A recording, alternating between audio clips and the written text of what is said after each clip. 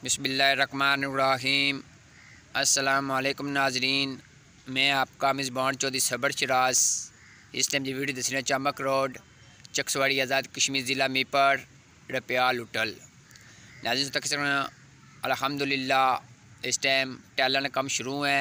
Tile लगी रही है, बहुत खूबसूरत लगी है माशाअल्लाह जज़ाकल्लाह।